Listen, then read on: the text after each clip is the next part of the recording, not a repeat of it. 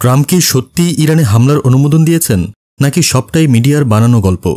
তবে একটা কথা নিশ্চিত, ওয়াল স্ট্রিট জার্নালের একটি রিপোর্ট চাপা আগুনে ঘি ঢেলে দিয়েছে, আর সেই আগুনের মুখে এসে দাঁড়িয়েছেন স্বয়ং ডোনাল্ড ট্রাম্প। পুরো বিষয়টা খোলাসা হবে ভিডিওর একবারে শেষে, তাই শুনে যান, কারণ এই খেলায় অনেক লুকানো চাবিকাঠি রয়েছে।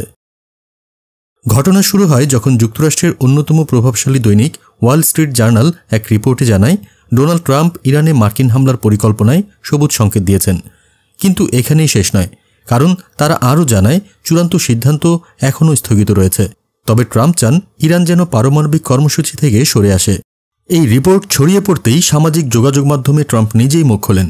ট্রুথ সোশ্যালে রীতিমতো আঘাত করে লেখেন, ওয়াল স্ট্রিট জার্নাল ইরান বিষয়ে আমার ভাবনার কিছুই জানে না।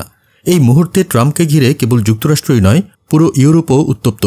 ব্রিটিশ প্রধানমন্ত্রী কিয়ার স্টারমার সরাসরি আহ্বান জানিয়েছেন ট্রাম্প যেন সামরিক পদক্ষেপ থেকে সরে আসেন, কারণ এর ফলে সংঘাত আরও গভীর হতে পারে। স্টারমার আরও বলেন, কূটনৈতিক সমাধানই একমাত্র পথ। এদিকে সিবিএস নিউজ সহ ব্রিটিশ মিডিয়াও ট্রাম্পের হামলা পরিকল্পনার রিপোর্ট প্রকাশ করেছে, যা পরিস্থিতিকে করেছে আরও ঘোলাটে। এই উত্তেজনার মধ্যেই ইরানের পররাষ্ট্রমন্ত্রী আব্বাস আরাকচি জেনেভায় ইউরোপীয় পররাষ্ট্রমন্ত্রীদের সঙ্গে জরুরি বৈঠকে বসছেন। তার আলোচনায় থাকছে যুক্তরাজ্য, ফ্রান্স, জার্মানি এবং ইইউ প্রধান কাজা কালাস। আর এই বৈঠককে ঘিরেই সামাজিক মাধ্যমে শুরু হয়েছে জল্পনা।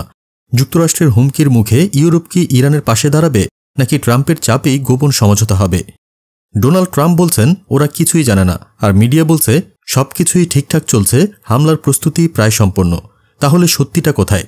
ট্রাম্প কি নিজের মতো করে আগুন জ্বালিয়ে আবার পিছু হটছেন, নাকি এটি ইরান যুক্তরাষ্ট্রের নতুন যুদ্ধের ট্রিগার পয়েন্ট? আপনি কি ভাবছেন, এটি কি শুধুই ট্রাম্পের স্টাইলিশ ব্লাফ, নাকি সময়ের অপেক্ষা মাত্র? কমেন্টে আপনার মতামত দিন। আর এমন গভীর, নাটকীয়, ট্রেন্ডিং খবর পেতে সাবস্ক্রাইব করে রাখুন আমাদের চ্যানেল।